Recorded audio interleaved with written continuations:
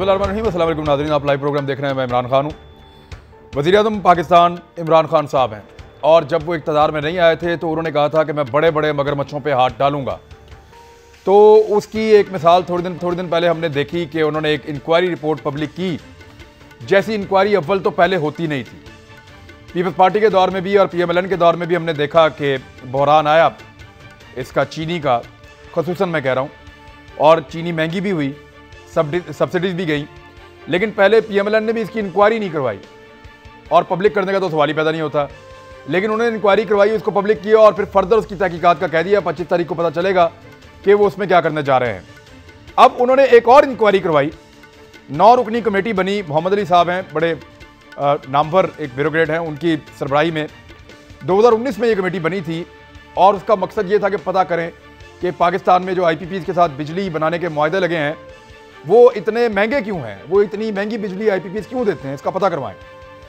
तो इस कमेटी ने अब अपनी जो सिफारिशात हैं, जो फाइंडिंग्स हैं, वो इन्होंने पेश की हैं और वो अजीबोगरीब हैं। यानी आप जो महंगी बिजली खरीदते हैं पाकिस्तानी, जो महंगी बिजली आपको खरीदनी पड़ जाती है, वो IPPs क्योंकि हुकूमत को महंगी देते हैं तो हुकूमत आपको महंगी बेचती है। अब ये IPPs के साथ जो हुकूमती मुआहदे थे उनमें कहाँ पे खराबियाँ और 2 नंबरियाँ थीं, उनको ढूंढने के लिए ये कमेटी बनाई गई थी और अब फर्दर इंक्वायरी की जा रही है कि 90 दिन के अंदर इंक्वायरी मुकम्मल करके ये रिपोर्ट पेश की जाए। अब इसमें इसको पब्लिक करने के हवाले से भी जो राय है वो आई है, लेकिन कुछ चीज़ा चीज़ें हैं, मैं आपको बता देता हूँ कि आपको नुकसान हुआ कितना। IPPs के साथ जिस तरह के मुआहदे साबका हुकूमतों ने किए, उससे बकौल इस कमेटी के पाकिस्तान को 13 साल में 4,802 अरब रुपए का नुकसान हुआ। 4,802 अरब 13 सालों में नुकसान हुआ। इसमें सब्सिडी भी है, गर्दिशी कर्जे भी हैं। अब एक इसमें मिसाल ये है कि ननकाना साहब से लेकर मटियारी तक 878 किलोमीटर की एक ट्रांसमिशन लाइन डाली जा रही है CPEC के थ्रू। ये 2015 में मंसूबा PMLN के दौर में शुरू किया गया था। इसकी जो टोटल लागत है वो है 275 अरब रुपए। 275 अरब रुपए। इसी तरह की एक लाइन इंडिया में भी डाली जा रही है और इंडिया में जो लाइन डाली जा रही है उसकी जो क्वालिटी है वो इस लाइन से बेहतर है, जहां से मर्जी चेक करवा ले। ये दावा किया है उस कमेटी कि जो इंडिया में लाइन डाली जा रही है वो पाकिस्तान में डाली जाने वाली ट्रांसमिशन लाइन से बहुत बेहतर है। लेकिन इंडिया में ये लाइन 102 अरब रुपए में डल रही है और पाकिस्तान में डल रही है 275 अरब रुपए में, यानी भारत से 234% महंगी पाकिस्तान में जो लाइन डाल रही है वो है इंडिया की निस्बत, और इंडिया की लाइन भी बेहतर है। ये एक चीज और सामने आई है। अब 16 कंपनियों ने 50 अरब रुपए की सरमायाकारी की और 415 अरब रुपए अब तक कमा चुकी हैं, यानी जितना लगाया उससे 8 गुना, 9 गुना। एक कंपनी तो ऐसी है जिसने 2015 में काम शुरू किया और पहले ही साल में जो पैसा लगाया उसका 71% उसने निकाल के कमा लिया। तो इस तरह के मंसूबे जिनमें बहुत तेजी से आवाम का पैसा इन IPPs की जेब में गया है, उसके लिए अब जिम्मेदारों का तयन किया जाएगा, इस इंक्वायरी को आगे बढ़ाया जाएगा। तो क्या इमरान खान साहब अपना वादा पूरा करेंगे? वादा पूरा तब होगा जब गुनाहगार पकड़े जाएंगे, अवाम का पैसा वसूल होगा और अवाम को सस्ती बिजली मिलेगी। जब चीनी के चोर पकड़े जाएंगे, अवाम का पैसा वसूल होगा और अवाम को सस्ती चीनी आइंदा के लिए मिलेगी। तो ये वादा तब पूरा हो जाएगा, लेकिन अभी वो प्रोसेस में है। मेरे साथ जो मेहमान मौजूद हैं उनमें सदाकत अली अब्बासी साहब, मेंबर पाकिस्तान तहरीक इंसाफ, सैयदा शैला रज़ा साहबा, provincial minister Sindh, Pakistan peoples party, और मलिक अहमद खान साहब, मेंबर सूबाई असम्बली PMLN से, सीनियर रहनुमा। बहुत शुक्रिया आपका भी ज्वाइन करने के लिए। सदाकत भाई साहब, ये IPPs के साथ नदीम बाबर साहब और अब्दुल रज़ाक साहब, ये 2 लोग ऐसे हैं जिनका कन्फ्लिक्ट है, और जब ये रिपोर्ट पेश की गई तो वो दोनों मेरी इत्तला के मुताबिक उठकर चले गए थे और उन्होंने उस वक्त वहाँ उस सेशन में मौजूद नहीं रहे जब तक कि इसके ऊपर डिस्कशन होती रही। क्योंकि वो इसके बेनिफिशरी हैं इसलिए उनको वहाँ से उठना पड़ा, तो ये एक अच्छी बात है। लेकिन इनको फिक्स कैसे करेंगे जिन्होंने महंगी बिजली बनाई, और जिम्मेदार कौन कौन है? इमरान खान साहब, बहुत शुक्रिया, और आपने एक बैलेंस इसका इंट्रो दिया प्रोग्राम का, उसका भी शुक्रिया। अल्लाह का फजल है कि पाकिस्तान बदल चुका है। हमने ये दावा नहीं किया था कि हम कोई बहुत फरिश्ते हैं, लेकिन हमने ये दावा किया था कि पाकिस्तान को जिसने लूटा है, चाहे उसका ताल्लुक किसी पॉलिटिकल पार्टी से है, अक्रॉस बोर्ड सबको बेनकाब भी करेंगे और इंशाल्लाह सज़ा भी देंगे। जाहिर है हमने पिछले 18 महीने में हमने अपनी पूरी कोशिश की। कुछ आइनी रुकावटें, कुछ कानूनी रुकावटें, कुछ इदारों की अपनी कैपेसिटी के इश्यूज़ भी हैं, लेकिन हम बड़ी तेज़ी से आगे जा रहे हैं। और आज जिस तरह का कोरोना का जितना इंटरनेशनल वबा है, खुदा न खास्ता वो जो एक माफिया था, वो जो ज़ख़ीरा अंदोज़ थे, वो जो कारोबारी कार्टेल्स थे जिनको पिछले 30-35 सालों में पाला गया, आज उनको इमरान खान का डर ना होता, ना आपको आटा मिलता, ना आपको चीनी मिलती, ना आपको दीगर चीज़ें मिलती। एक बात ज़रूर है, हमारे दौर में क्राइसिस भी आया आटे चीनी का, जिसको वज़ीर आज़म ने पहले दिन से कहा कि हाँ हमारी कोताही है। जब पता चला कहा कि ये इशू है, हाँ हमारी कोताही है, एक रिपोर्ट सामने आई, उसके बाद कमीशन है जो 25 को रिपोर्ट दे रहा है। और इंशाअल्लाह इस पाकिस्तान को लूटने वाला, उसका ताल्लुक किसी भी पार्टी से है, कितना भी वो ताकतवर है, इमरान खान का कौम से वादा है इंशाअल्लाह वो एक्सपोज होगा। आपने मेहरबानी की बात कर दी कि वो जो 2 शख्सियात का अपना नाम लिया, नदीम बाबर साहब का और रज़ाक दाऊद साहब का, वो आज कमेटी में नहीं बैठे। वो जब ये फैसले हो रहे थे तब वो कॉन्फ्लिक्ट ऑफ इंटरेस्ट में नहीं थे, उनके पास इख्तियार कोई नहीं था, उस वक्त वो कारोबारी तौर पे थे। आज उनके पास इख्तियार है, वो अपना इख्तियार इस्तेमाल नहीं करेंगे। और अगर आगे जाते हुए कोई भी किसी भी लेवल पे आदमी पे कोई इल्ज़ाम आएगा, इंशाअल्लाह कौम से वादा है कि कौम को कर्जों में डुबोने में, कौम को गरीब करने में, आज सेहत का जो क्राइसिस है इस मुल्क में, आज इदारों का जो क्राइसिस है, आज जो कर्जों का बोझ है इस कौम पे, उनकी वजूहत यही हैं। ये IPPs के मामला जो हम कहते थे कि इसमें अरबों के धोखे हुए, ये जो कर्जा 24,000 अरब का है, ये जो आटा चीनी के माफियाज हैं, यही इस मुल्क की नाकामी की वजह थी आज तक। अल्लाह ताला के फजल करम से अब एक सपूत आ गया है और अल्लाह करेगा इंशाअल्लाह ये पाकिस्तान दोबारा अपनी बुलंदियों पे जाएगा और इस मुल्क के लूटने वाले इंशाअल्लाह बेनकाब होंगे। सैयदा शाहलारदा साहबा, ये जब महंगे मंसूबे लगते थे आपके दौर में तो PMLN कहती थी महंगे मंसूबे लगाती कर रहे हैं पाकिस्तान के साथ, और जब CPEC के मंसूबे लगना शुरू हुए तो आपकी पार्टी ने सबसे पहले शोर मचाया था कि ये महंगे मंसूबे लगा रहे हैं और इसका खुमियाजा हमें भुगतना पड़ेगा। तो आपके ख्याल में अब उनमें से चंद पकड़े गए हैं। मैं सिर्फ अगर ये ट्रांसमिशन लाइन की बात करूं तो 234 गुना महंगी आपके हमसाया मुल्क, और वो आपसे बेहतर भी लगा रहा है। तो क्या आपको लगता है कि खान साहब सही डायरेक्शन में गए हैं और इसको मंतकी अंजाम तक पहुंचना चाहिए? अच्छा, सबसे पहली बात तो यह है कि जब कोई मंसूबा शुरू होता है तो हमें ये देखना चाहिए कि उस वक्त जो है इंटरनेशनल मार्केट में क्या कीमतें हैं जो इस मंसूबे में इस्तेमाल होंगी, डीज़ल की, पेट्रोल की, ये सब चीज़। और उसके बाद हमें देखना चाहिए कि आज क्या कीमतें हैं और आज क्या सूरत हाल है। दूसरी बात यह है कि जब कोई चीज़ लगती है और उस पर शोर मचता है तो वो उस वक्त तक आप उसको बेमानी नहीं कर सकते जब तक कि उसकी प्रोडक्शन न शुरू हो जाए, और प्रोडक्शन के बाद उसका आप डिफरेंस देख लें कि क्या इन्वेस्टमेंट है और क्या प्रोडक्ट है। दूसरी बात, तीसरी बात यह है कि मैं जो है इस बात पर यकीन रखती हूँ कि इंसान अपने दोस्तों से पहचाना जाता है।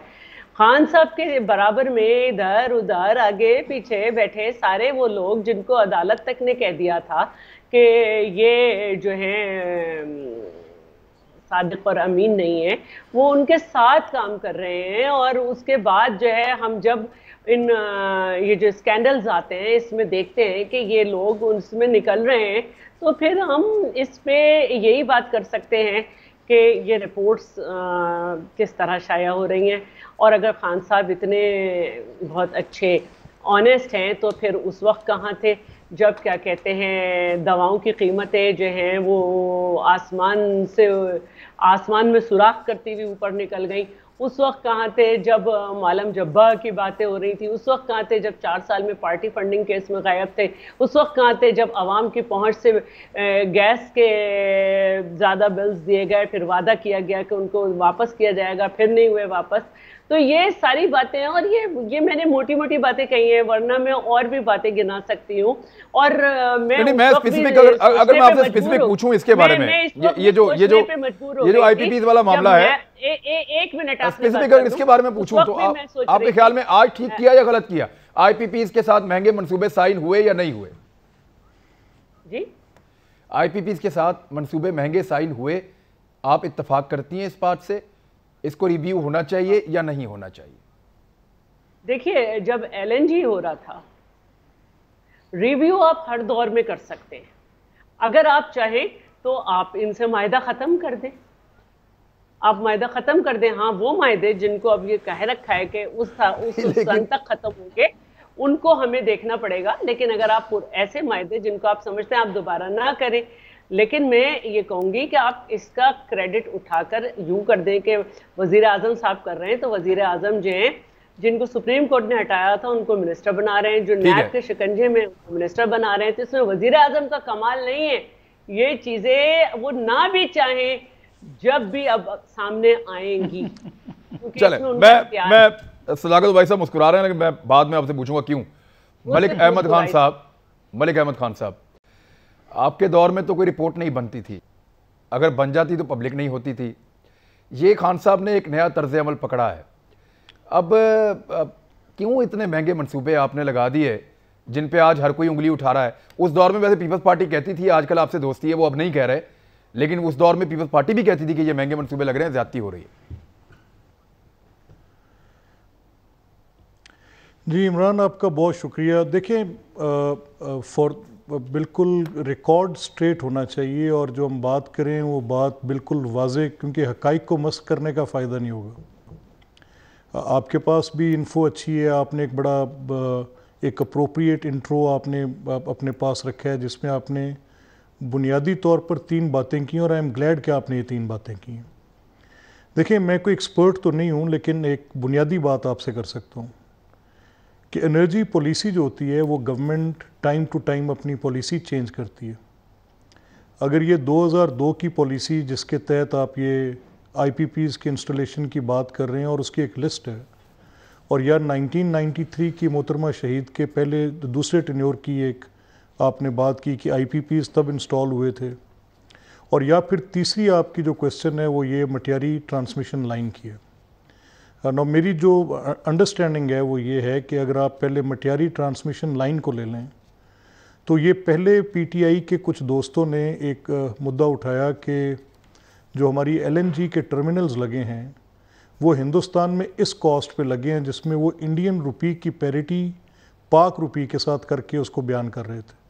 और जब शाहिद खाकान अब्बासी साहब आए, उन्होंने आके नैब की अपनी हिरासत से छूटने के बाद पहली जो वजाहत दी, उसमें मुझे भी नहीं पता था इससे पहले कि हमारा currency exchange rate to the parity of dollar क्या है, तो उसके डॉलर में दिया इंडियन को रखेंगे तो एग्जैक्टली वही बात आती थी जो ये कह रहे थे। ये मटियारी लाइन का डॉलर्स में सर, नहीं हम यही कह रहे हैं 1.7 बिलियन डॉलर फॉर पाकिस्तान। नहीं तो मैं आपसे ये कह रहा हूँ, इस पर आप ऐसे कर लें, हाँ नहीं तो वो जो इंडियन रुपी है ना वो देखे ना डॉलर के एक्सचेंज में कितना है।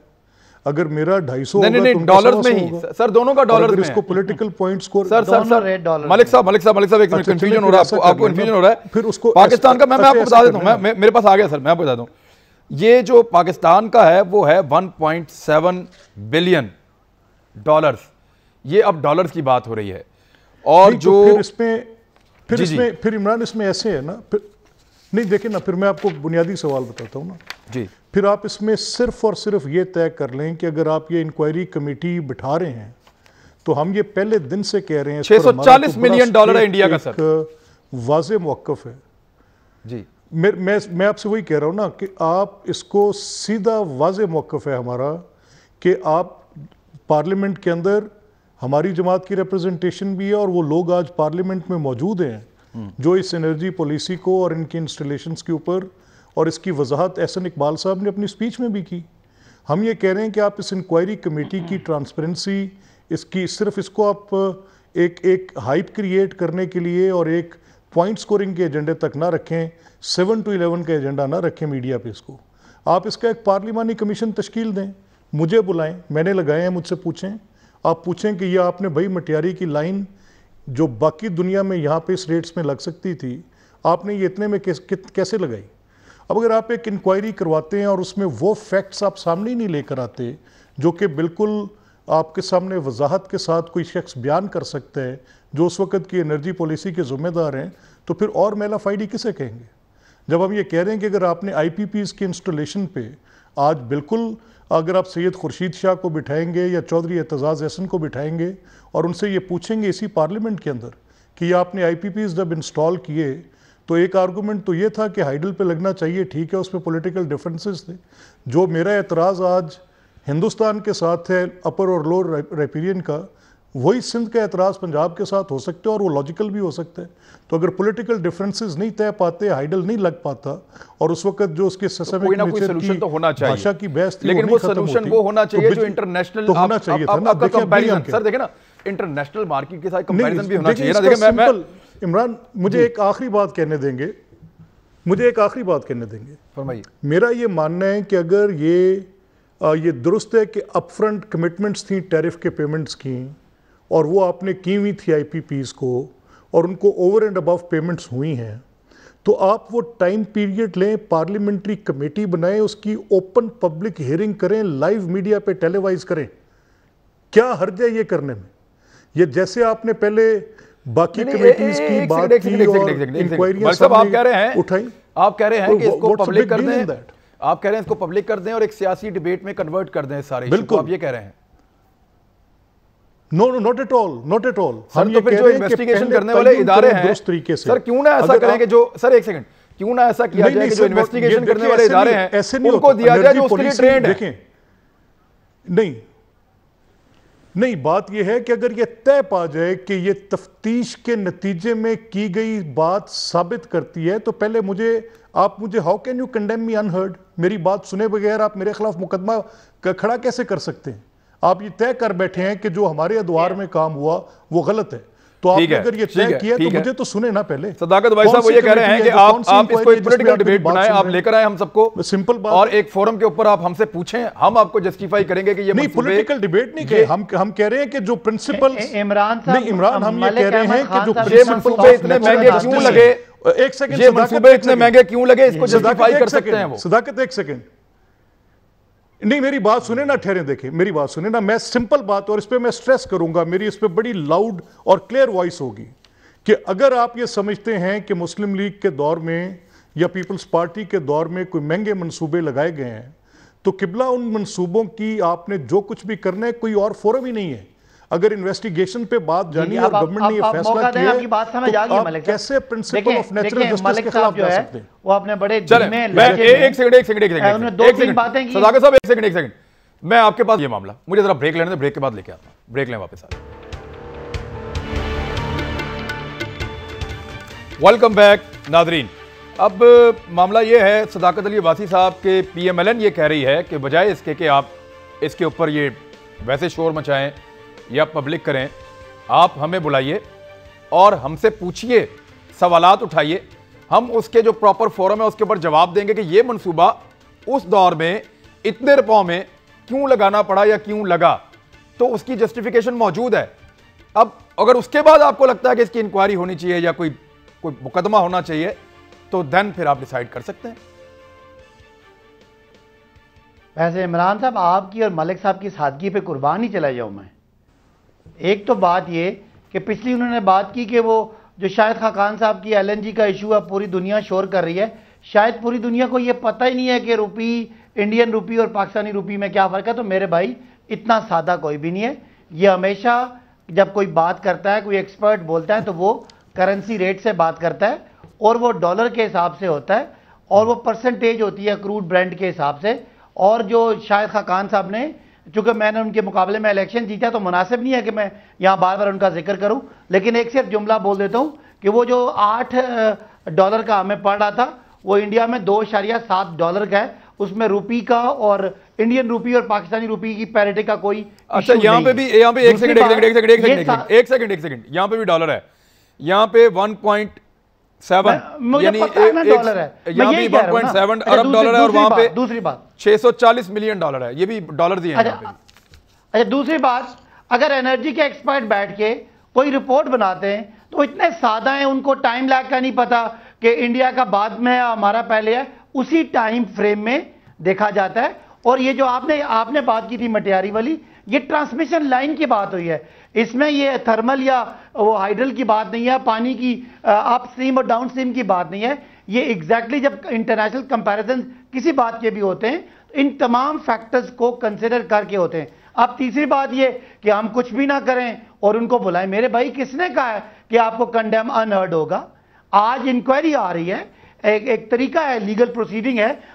मलिक साहब मुझसे बेहतर समझते हैं कि पहले जुर्म होता है, उसकी एक दरख्वास्त आती है, फिर FIR होती है, फिर उसके बाद कार्रवाई होती है, सजा तो जाके 3 साल बाद होती है। लेकिन जब क्राइम होता है उस वक्त लोग बोलते हैं, जब FIR होती है उस वक्त लोग बोलते हैं। क्राइम पे लोग बोले थे, FIR इसलिए नहीं हुई थी कि शरीके जुर्म ना होते तो मुखबरी करते। भाई जिनके खिलाफ FIR थी वो खुद उस वक्त पावर में थे, इसलिए ना कभी आटे का मसला आया, ना कभी चीनी की रिपोर्ट आई, ना कभी IPPs की रिपोर्ट आई, ना कभी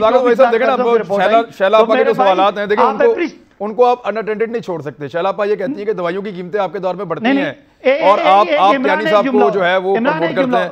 वो ये कहती हैं कि आपको अपने घर में नजर नहीं आता। मैं बात करूं, शरीके जुर्म ना होते तो मुखबरी करते, तो यहाँ दवाइयों में भी मुखबरी कर देनी थी सर, यहाँ क्यों नहीं किया आपने? मैं बात करूं, कर दिया ना मुखबरी, और क्या कहते हैं? अच्छा, मुखबरी करके प्रमोशन दे दी, वेरी गुड जी। शैलापा देखिए ये बात दुरुस्त है कि हमने बिल्कुल LNG के जो माहिदे हुए थे उस पर हमने बहुत ज्यादा एतराज उठाए थे। ये ट्रांसमिशन लाइन पे भी उठाया आप लोगों ने, मुझे याद है।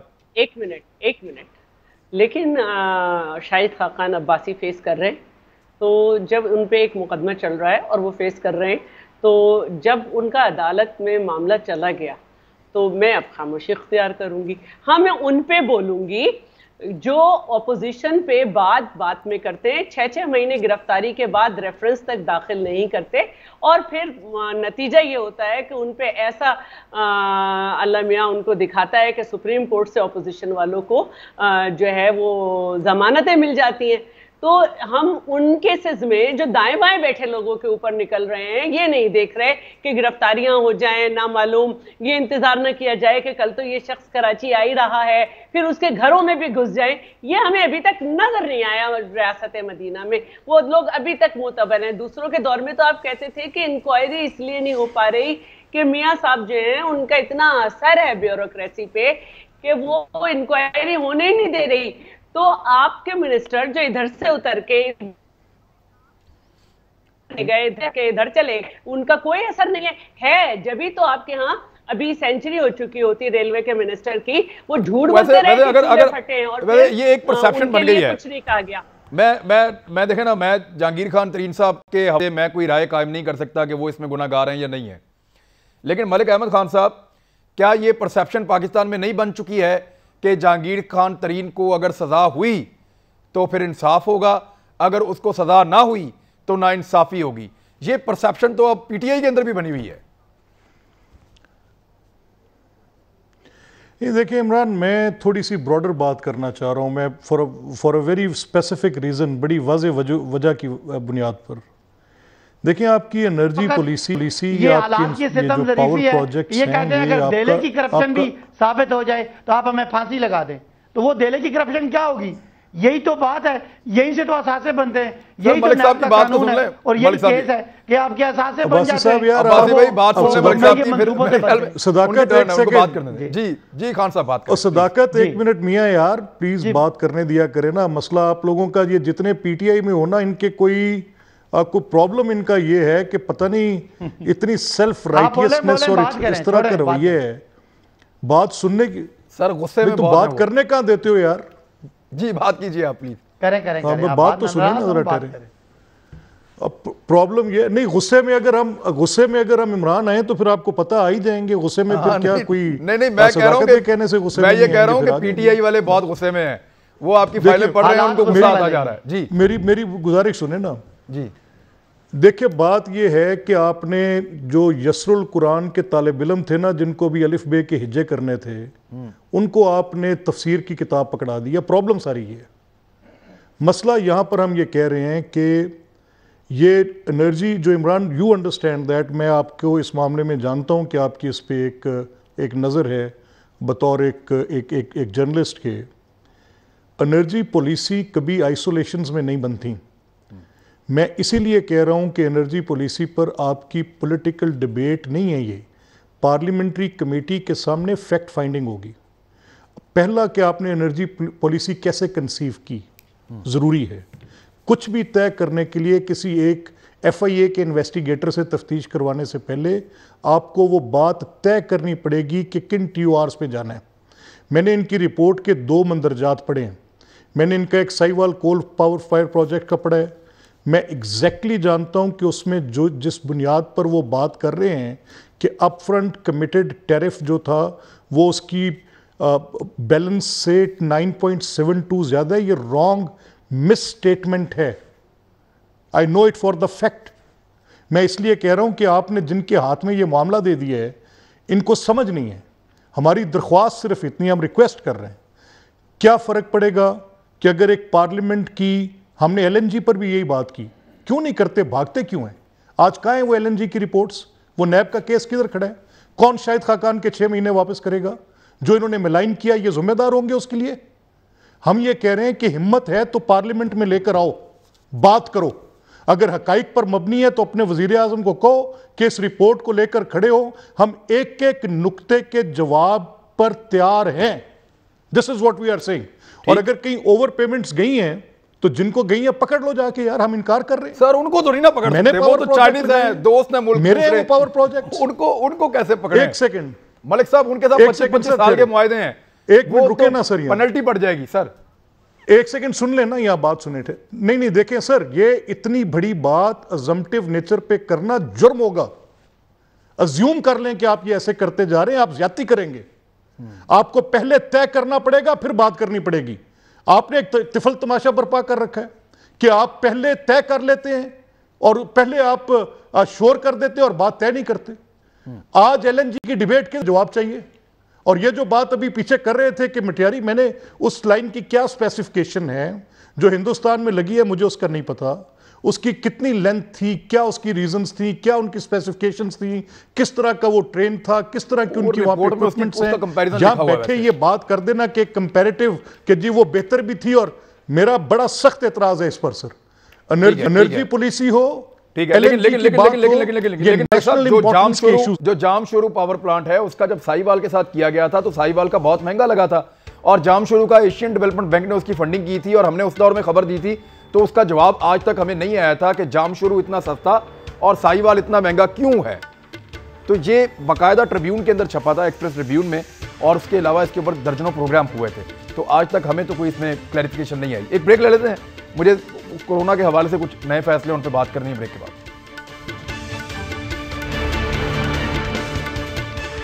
Welcome back Nadreen. सदाकत भाई साहब, एक सवाल आपसे कि वज़ीर आज़म पाकिस्तान कह रहे हैं कि अगर मसाजिद में फिर कोरोना फैला रमज़ान मुबारक में तो फिर उस पर एक्शन लेना पड़ेगा और फैसला करना पड़ेगा। आपकी पहले से कोई असेसमेंट है इस बारे में कि क्या हो सकता है? क्योंकि प्राइम मिनिस्टर ने पहले ही कहा है कि मई का महीने में ये बीमारी ज़्यादा फैलने का खदशा मौजूद है।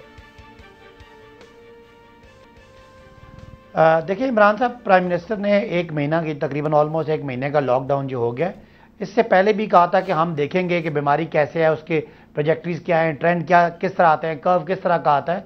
और जाहिर है हम पाकिस्तान में कोरोना के जो असरात हैं, मेडिकल असरात हैं, उसके साथ साथ हमने कोरोना के जो माशी असरात हैं वो भी देखने। और पाकिस्तान में 22 करोड़ लोग रहते हैं, 220 मिलियन लोग हैं, उनको हम कंप्लीट लॉकडाउन नहीं कर सकते। लिहाजा हम एक स्मार्ट लॉकडाउन हमने इंट्रोड्यूस कराया था कि जहां पे कोई केस आता है उसकी सराउंडिंग को सील करना है और उसके कॉन्टैक्ट के पीछे जाना है, उनको क्वारंटीन करना है और उनको टेस्ट करना है।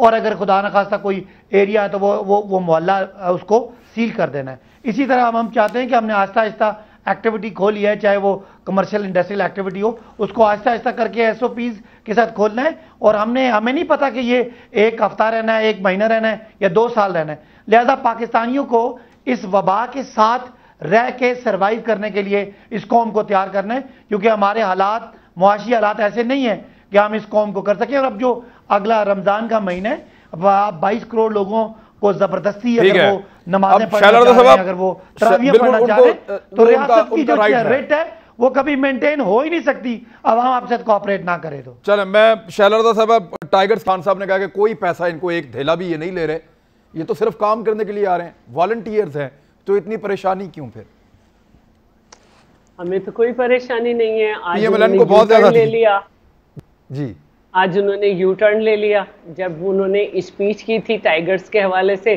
उसका क्लिप चलवा दे, उन्होंने क्या कहा था कि वो अपने हलकों में जाके यही टाइम है, अपने हलकों में जाके अपने हलकों को मजबूत करें वगैरह वगैरह। तो बात ये है कि मेरा मसला टाइगर भालू शीबा नहीं है, ये उनके अपने शौक़ हैं, उनको जो भी करें वो। मैं ये समझती हूँ कि इस वक्त जो सूरत हाल है कोरोना की, वो बहुत ही तशवीशनाक है, चाहे वो सिंध में हो, चाहे खैबर पख्तूनख्वा में हो या बलूचिस्तान में, जिन्होंने आज लॉकडाउन की तारीख जो है वो 5 मई कर दी है।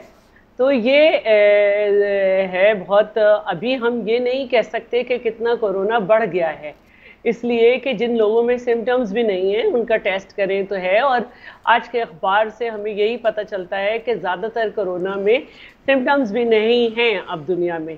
तो एक ऐसे वक्त में हमें अपनी कौम को बार बार ये बताना है कि आपको किस तरह से रहना है। और आज हम 190 भी क्रॉस कर गए हैं, और ये उस वक्त सूरत हाल है जब हमारी बड़ी महदूद कैपेसिटी है पूरे पाकिस्तान की कि हम टेस्टिंग कर रहे हैं।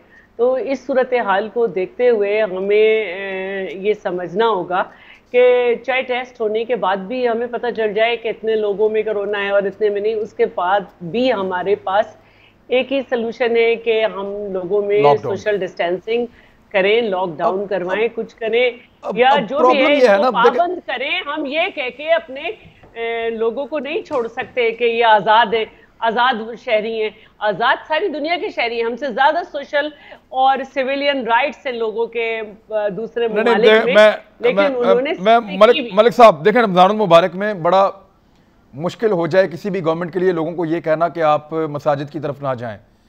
तो एक SOP जारी किया है, अगर उस SOP के मुताबिक अमल होते हुए बचत हो जाती है तो ठीक है, नहीं होती तो फिर मलिक साहब हुकूमत के पास रास्ता है इसके अलावा कोई आपके ख्याल में?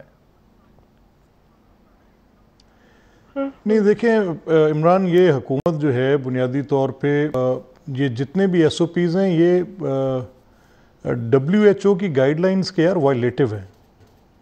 ये हुकूमत ये समझ नहीं रही कि इज्तिमा जैसा भी है वो रोकना है, ये इज्तिमा बढ़ा रहे हैं, इनकी मर्ज़ी है।